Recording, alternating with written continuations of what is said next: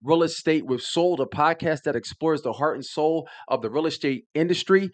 I'm your host, Khaled Nathan Aleem, the real estate boy, and together we'll be diving into stories and experiences of professionals who are dedicated to serving underserved communities in the real estate industry. So today, the guest is me. And what we're going to be talking about is Black home ownership. Okay, it's something that a lot of black families, as entrepreneurship becomes hip or cool, in black America, a lot of people are looking to own their own home. So it is a subject that a lot of people talk about. What I'm going to do is I'm going to take this article from BankThink, and the title of this article is "Congress Must Act to Close the Racial Home Ownership Gap." Okay. So what I want to do is I want to go through this, and I want let's talk about the different issues that are going on. So I'm going to read the actual paragraph, and then I'm going to give you my breakdown. I'm a real estate agent, licensed in Philadelphia and New Jersey. Okay. So if you want to ask any questions during this time, you definitely can jump in here with your questions. We got TikTok, we got Facebook, we got YouTube, and we also have Instagram on here also. Okay. So it says America's public and private sectors are committed to a more equitable society, one with opportunities for wealth and success regardless of race or ethnicity. To make racial equity a reality, government, corporate, and civil leaders must address the wealth gap that diminishes the aspirations, hopes, and dreams of families and individuals. All right. So, what this author is saying is on the surface, your public sectors and your private sectors want equality in the society. Okay. But if you want to, if you really want that, then what do you want to do? You actually want to close the gap. Okay. Close the wealth gap between blacks and whites.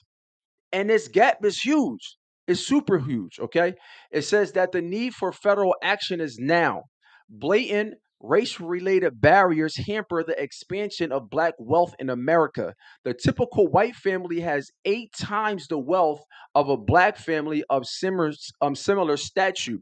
The median net worth of black households, this is nationally, is $24,000 compared to white families, which is $188,000. So nationally, if you take all the black people and you take all the white people, okay, what they're saying is that the black households are around $24,000, and for white households, the income is $188,000. That's crazy. Okay, it says that the cycle can only be broken by improving the major divider of black wealth. Intergenerational home ownership that yields prosperity and family economic security. And I somewhat agree with that. I definitely somewhat agree with that, because if you look at the biggest asset that most individuals have, what is it? It's their home. That's one of the biggest assets that a person has, is their home. So if you're going from one generation to the next generation to the next generation, a lot of black folks are just passing down problems or passing down debt.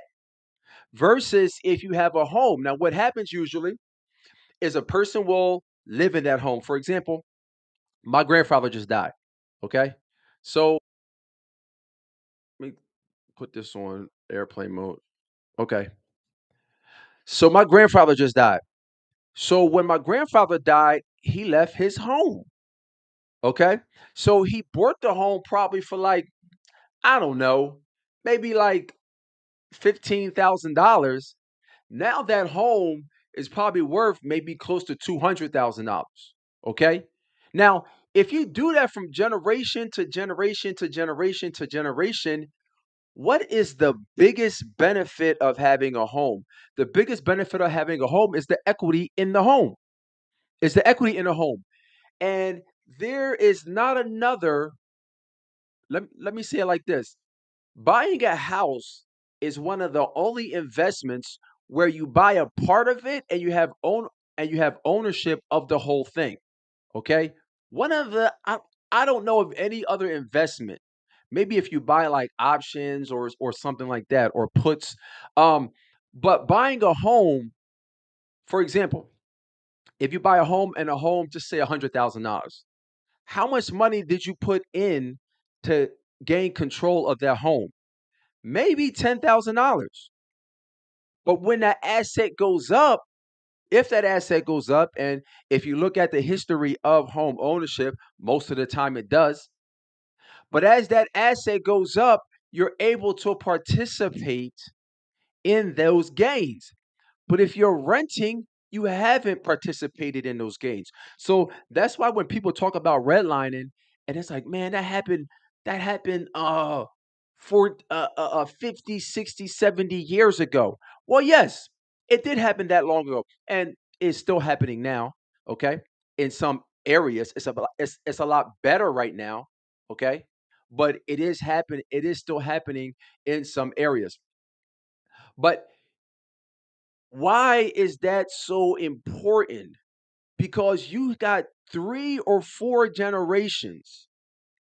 You got three or four generations of people owning homes, that equity going up, and that passing it on to their heirs. And now their heirs are benefiting from that. So you have four, five, six different generations of benefiting from that. And now this is what you see. You see the median net worth of black households is $24,000, and the median net worth of white households is $188,000. Big disparity, big disparity. So the author says here that the major deterrents in black home ownership are racial bias in the mortgage lending process, the burden of student loans, as well as after effects of natural disasters. It says the national recession was and the devastation of COVID-19. Home ownership for blacks dropped nearly 20% since 2008, and despite the contributions of the 1968 Fair Housing Act, 54 years later, that home ownership gap has widened. In 1960, 38% of blacks owned homes, while white home ownership was at 65%, a 27-point gap. Last year, the nation experienced the largest home ownership spread since 1890. It says 44.6% of blacks and 74.2% for whites. This makes a 29.6% gap. Wow. Wow. So, what they're talking about here is that they're saying one of the major deterrents of black home ownership is the racial bias in the lending practices. Okay. And what they're pointing to is student loans. And they're going to talk a little bit more about this in here. But they're talking about student loans being a major hamper. But if you just think about it, if you have Tyrone, I'm going to say Tyrone because I don't think I know any white person named Tyrone. But let's say Tyrone and John graduate school, okay? Now, both smart, both graduated with a degree that's useful, okay? Because a lot of these degrees, a lot of times, aren't useful. But say that they graduated from a school, a top tier school, okay? Tyrone, Tyrone's family are renters, okay? So they're renters, so he had to get student loans. So he graduates, and his student loan debt is around $150,000, which is normal these days, which is absolutely normal. Okay. Now, John graduates with no student debt. He graduates with no student debt. Why? Because his family owned a home, whose parents owned the home, whose parents owned the home. So now, when he needs to go to school, they don't take out loans. What do? They get a HELOC on the house. They get a HELOC on the house. So when they get a HELOC on the house, now they paid for John's college education. So now John and Tyrone are out there in the workforce. So now when John goes to get a mortgage, he doesn't have any debt. When Tyrone goes to get a mortgage, he has $150,000 worth of debt on there. And now Tyrone can't get a home where John's able to get a home. So that's a very simple version of what I'm talking about or what they're talking about. Why it's not just because when people first hear, okay, home ownership racial bias in or black home ownerships or blacks are discriminated against in the mortgage lending process. The first thing that comes to your mind is that the mortgage lender is racist. It's not that. It's not that. A lot of times it's not that. You got to go deeper. You got to look deeper into the situation. Okay. So let's move on. Let's see what they say here. The article says that for black families, one of the biggest hurdles is saving money for a down payment on a house. Their income level may qualify them for a mortgage, but they struggle to come up with the upfront cost. And we see this all the time. As a real estate agent, I see this all the time. You'll have black and brown individuals where they can pay the monthly cost or the monthly mortgage because they're paying their rent. And a lot of times the rent is more than what the mortgage would be. But they struggle to come up with the upfront cost. It says the passing of H.R. 5376, the original Build Back Better Act, the House included a $10 billion down payment grant program for first time, first generation home buyers. Options currently exist for down payment assistance, but most come with these conditions that are added on, such as adding a second mortgage or stricter wage and credit requirements, making it harder to qualify for the mortgage. As the Senate pares down H.R. 5676 or 5376 to attract support needed for passage in reconciliation, it's critical that the down payment provisions remain in the bill. Okay, the programs that are there for first time homebuyers now that can help people. Yeah, thanks, Jennifer. They definitely can. But what they're saying here is that these programs, these first time homebuyer programs, comes with restrictions. Okay, just take for example, I'm in Philadelphia. Okay, there are grants for first time homebuyers, but these grants, some of these grants for first time homebuyers come with higher interest rates. They come with higher interest rates, and then the requirements are stricter. So a person may need more monies, okay? Meaning that they may need more in reserve if they were just getting a house like a regular, they weren't using the grant, okay? So what they're saying here, which I find to be true, is that yeah, you can get these monies, but the restrictions, there's more red tape on them. So Jennifer, you're absolutely right. Well, you're saying what programs are there? Yeah, there are a bunch of programs, and reach out to me. Okay, DM me your information. But in any case, there are different programs out there, but they're more restrictive, and you got to have different things. In Philadelphia, we have the Philly First program. Okay, the Philly First program gives you up to $10,000. Okay, but there's restrictions on the income. Number one. Number two is that you got to go through orientation, which is not that bad. And then you have to go through counseling. There's a one-on-one counseling that you have to go through, which is not that bad either. Okay. So there's just some minor hoops that you have to jump through. Okay. Nothing big. So some of these programs, um, lessen the restrictions, and some of these programs still have a lot of restrictions on them, which makes you have to jump through more hoops. Okay, so let's continue. It says Congress, and this is the author talking. Okay, let me get this out my way because it's killing me. Um, okay, so it says, and this is the author talking, Congress must target the disproportionate burden of student loans, and regulators should force a consensus on how student loan debt is calculated in the mortgage approval process. And the reason they're saying that is because not all the lenders calculate the student loans in the same way. Okay. She moves on to talk about that Black Americans owe an average of $25,000 more in student loan debt than their white counterparts um, 4 years after leaving college, and leave college with an average of $52,726 in student debt.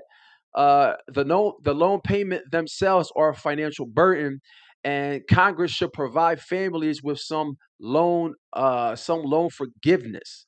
Okay, let's see what this is. So, loan forgiveness, but there is also inconsistencies by lenders and secondary markets on how that debt impacts mortgage approval. So, um, I don't agree with this part. I don't agree with. I don't agree with student debt forgiveness. I said it. I said it. I don't agree with student loan forgiveness. Why? Because it's a misnomer. It's not actually being forgiven. If you owe somebody, you owe somebody. If they forgive it, it gets moved on the balance sheet. Okay? It gets moved on the balance sheet. So to say loan forgiveness is a misnomer. And if I was the president, if I was the president, I would cut that out because it's not loan forgiveness. Somebody has to pay that debt. The, they're not taking that on the chin. And usually it's the taxpayers. So, yes, if somebody made that, if they signed up for that, that's your debt. If they signed up for that, when they say forgiveness, it's not being forgive. It's just being moved to somebody else. So she's saying that she wants it forgiven. Slow down, lady. Okay? Because now you're just putting more burden on the taxpayers. And I definitely don't agree with that. Okay? All right. It says both government and the private sector must conform the appraisal bias that plagues Black Americans when they sell their homes or need evaluation on new ones. In March, a Biden administration interagency task force released a report confirming the appraisal bias. Houses in Black neighborhoods are on average appraised at less than half the value of homes in predominantly white communities. It also notes that Freddie Mac's study used census data to find that 12.5% of appraisals in Black neighborhoods and 15.4% in Latino neighborhoods resulted in values less than the actual prices. Wow. Okay, definitely get that. All right. So the first issue that she pointed out was what? The first issue she pointed out was the student debt and the way that they handle student debt. That was the first issue. The next issue that she's pointing out is the appraisals. Okay. Now, in my do white homes, do white neighborhoods, let me say it like this. So let's break this down. Okay. Let's break this down. Where do home appraisals come from? Okay. Where do home appraisals come from? Yes, higher education should be free. I definitely agree with you. Um, where do prices come from? Prices come from comparable properties in that area. Okay. So if you have a 3 bedroom and 1 bath, what appraisers do is they look at other homes in the area and say, okay, what did they pay for this home? What did they pay for this home? What did they pay for this home? And then based on that, they come up with a number. And it's subjective because you can have 5 different appraisers and they can come up with 5 different answers. It's subjective. So when they go in and um they put these numbers in, it spit or they put the information in and it spits out a number. Not to get off track, but I always ask this to appraisers. What I ask appraisers, because of course we're dealing in modern technology, so the computer does a lot of the work. But what I asked them is, what's the error? What's the how should I phrase this? What's the margin of error? Meaning, how much room do I have?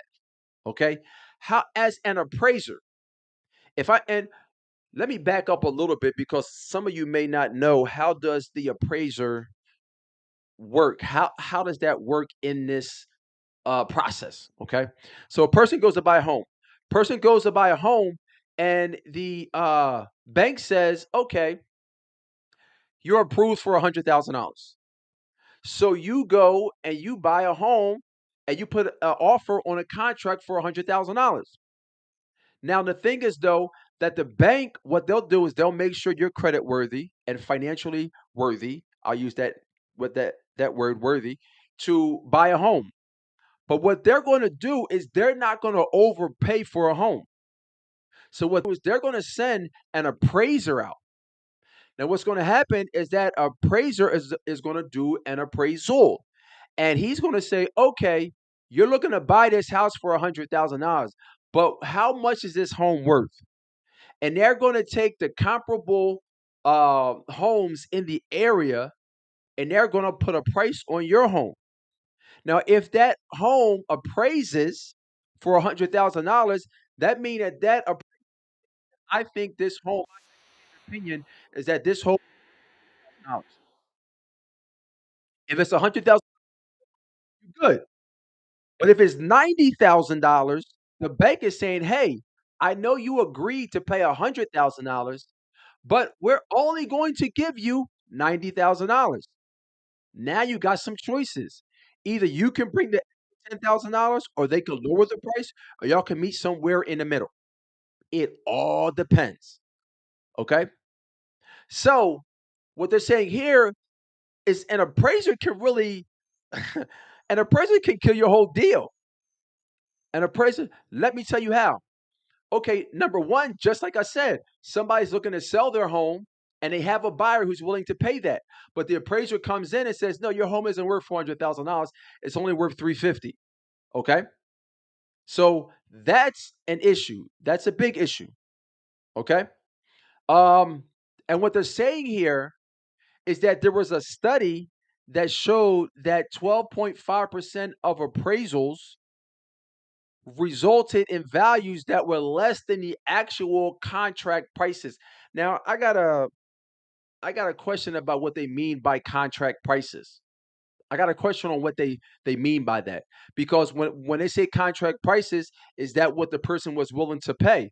When a person is willing to pay for the property and the appraisal, they should be independent.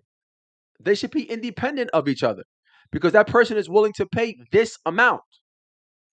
Now, of course, naturally, he doesn't want to overpay, but hey, it depends. I got somebody right now. It's an area that's well to do, and a lot of people are seeking that area. They put the home up for 250. My buyer offered 290. That's what they're willing to pay for the property. Okay. But the appraisal, which is happening soon, is not going to look at that. What the appraiser is going to look at is, what did homes in this area sell for? Anyway, what they're just saying is that in black neighborhoods, the appraisals tend to be lower, okay, than white neighborhoods. Now they're going to jump into what causes this results. What causes this? Okay, so it says one issue is the lack of diversity among appraisers. The appraisal institution acknowledges that less than 2% of its members are black. So, out of all the appraisers in the world or in America, less than 2% are black. Another factor is the flawed nature of the appraisal appeals process. What that is that if your home under appraises, meaning that you get your home appraised for $100,000 and it comes in at $80,000, what is the process of having somebody else look at that? Because right now the process stinks. The process is terrible. Okay, and most of the time it doesn't happen. Most of the time it doesn't happen. When I've gotten an appraisal that came in, it was like, just tough. That's tough. It is what it is. and it's over with. Anyway, it says when someone feels that they have been wronged by an appraisal and seek a review, less than 3% of appraisals were ever revised. Less than 3%. So when somebody had an issue with an appraisal, less than 3% were ever revised. That's crazy. That's absolutely crazy. It says while there is a growing movement to utilize technology rather than physical appraisals, that approach is also troublesome because the data entered into the program may already be biased. So you really can't, it's hard to make everything about technology. It's really, really hard to make everything about technology. Okay. Uh, reason why, reason why is because they're saying that the numbers that are already put into the program might be biased. Okay. The numbers that are already put into the program might be biased. And also on top of that, because what they have now is they'll have drive-by appraisals. Sometimes they'll have drive-by appraisals. So when people are doing refinance, you may have so much equity in your home that they don't even need to do a whole appraisal. They just need to drive by just to make sure the home is there, okay, and make sure it's in decent shape.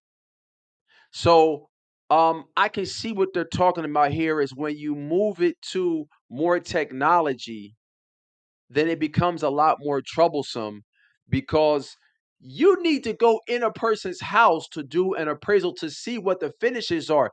That's why we can't go to something like just a straight zestimate or any of these other numbers that you see on the internet. And the reason is because you may have this home that's three bedrooms and two baths, and this other home that's three bedrooms and two baths. But one may have granite countertops, the other one just has maybe wood countertops.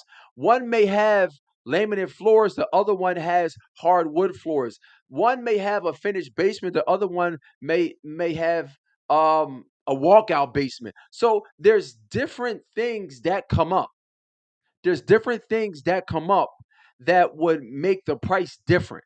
Okay, so you're going to need an appraiser. You're going to need a person, and that's what I say about real estate all the time. Is that they want to move to it just being like everything technology, blockchain, and I feel like blockchain will improve the process, but you're always going to need people for people.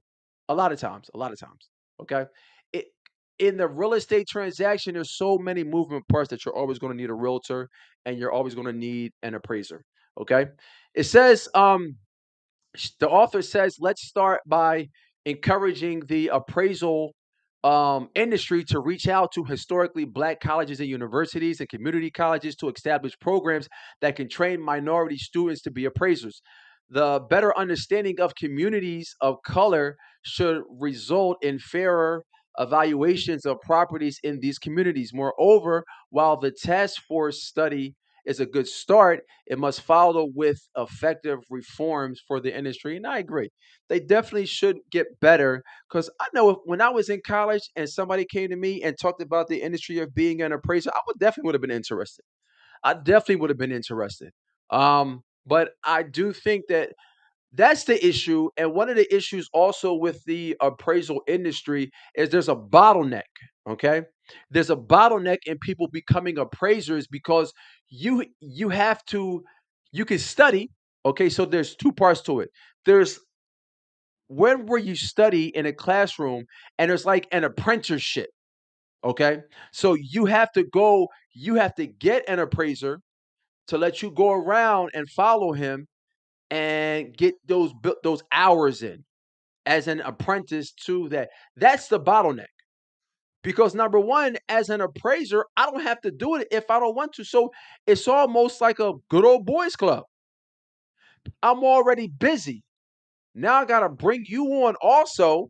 And then on top of that, I was talking to this appraiser and he was saying what happened, and I might be going into the weeds a little bit here, but before the Obama Act, before the crisis that happened, the real estate crisis, the Great Recession or whatever back in 2008, 2009, what would happen is that the banks would hire the appraiser would go out, do the appraisal, and then they would get all the money. So they would get, let's say appraisal costs like $500. So they would get the $500. So if you're doing an appraisal, okay, you're getting that $500, everything's sweet. But now what happened, um, darn, the Patriot Act. The Patriot Act. I think it's the Patriot Act. But when the housing market crashed and the financial markets crashed, what Obama did is he said, okay, banks use it in this home buying process, you still need an appraisal. But now there's going to be a like a management hub. And then banks, you're going to contact that management hub. And now that management hub is going to contact the appraisal. So now you got a middleman in between them, which I understand because if you work for the bank or the bank contracts you, then you're going to tend to hook the bank up. Okay. But now with this middleman's taking a cut. So now the appraiser, and this is what an appraiser told me, now instead of $500, you only getting $300 because that central management company is taking um some of that money. So now you're only getting paid $300, and then now you're asking me to train somebody on top of that. So it's a lot, man. The current system doesn't really encourage it. So they definitely got to come up with another system on how to certify appraisers. Okay. So this article also says that regulators also must review the unfair process of adjusting mortgages or adjusting rates and private mortgage insurance premiums for risk even after the applicant has been approved for the loan. All right, so you have adjustable rates. Okay? Adjustable rate is an arm, adjustable rate mortgage. What that means is that you have mortgages to where it's adjustable. So you'll have one rate for 5 years, and then after that, it adjusts to another rate. People usually get these loans if they know that they're going to be selling a home within 5 years. Okay. They're really for like more short term loans. But a lot of people use them to get into the house because the interest rate is lower. It's lower than a 30-year fix. So what she's saying here is that they must look at these adjustable mortgages and also this PMI. PMI is private mortgage insurance. This is something that does nothing for the buyer. It does nothing for the buyer. What it does is it's insurance to protect the insurance companies at fault and for the loan defaulting. Okay, so it's insurance against the loan. But here's the thing is that when you get an FHA loan, which a lot of black folks get, let me say it like that. I'm gonna just jump out the window. And I mean, I'm black. I don't have an FHA loan. All my loans I have are conventional loans. Okay. But a lot of black and brown folks get FHA loans. The thing about the mortgage insurance with FHA loans is it's super expensive. It's super expensive where if you get a conventional loan, the PMI, which is the private mortgage insurance, is lower because it's based on your credit score. But if you get an FHA loan, it doesn't matter what your credit score is. They charge you a certain amount for this PMI or private mortgage insurance. So what they're saying here is again, regulators must also review the unfair practices of an ARM, adjustable rate mortgage, and private mortgage insurance premiums. Um, it says these loan level price adjustments are applied unfairly to minority home buyers. And this was according to a comprehensive study by the Journal of Financial Economics. All right. It says uh, it found that risk equivalent Latinos and Black borrowers pay significantly higher interest rates on these FHA insured loans, and the rate differences cost minority borrowers more than $450 million. Okay, she wraps it up here. She wraps the article up by saying that the key to understanding wealth disparities is recognizing the degree that home ownership drives black wealth. Is 60% to 70% of an average black household's net worth. Thus, increasing black home ownership is the most effective path to wealth equity. So she's making this grandstand, which I agree with, is that if you want to increase black wealth, increase black home ownership. All right. It says, and this is going to wrap it up here. It says, for decades, black families and other families of color have been victims of discrimination that has prevented them from reaping the generational benefits of home ownership. With um, with decisive action on these issues, more black families can enjoy the benefits of home ownership, and America can take a giant step towards wealth equity. So, done the article, what she's saying here is that, okay, how do we increase black wealth? If you want to increase black wealth, then increase black home ownership. So, if you're black or brown out there and you're looking to gain more wealth, if you're looking for generational wealth, one of the biggest things that you can do is own your home. One of the biggest things that you can do is own your home. So if you do not own your home right now, reach out to me. I don't care where you're at. If you do not own your home right now, reach out to me. You can go to www.meetkhalid.com. Again, www.meetkhalid.com. Reach out to me. Let me know that you want to buy a home, and we'll put a plan together for you to buy a home. Again, if you're black or brown, if you're white too, okay? So if you're white, I'm here for you also. Okay. But right now I'm talking to black and brown folks. If you're looking to buy a home, reach out to me. DM me on the platform that you're getting this on. But DM me or reach out to me. Go to my digital business card, Meet MEET Khalid, KHALID, my name, which should be on the screen.com. Reach out to me and let's get a plan. Let's formalize a plan to get you a home. All right, y'all. This is Colin Nathan Alim, the real estate boy. If you're looking to buy a home, sell a home, or invest in real estate, I got you. All right.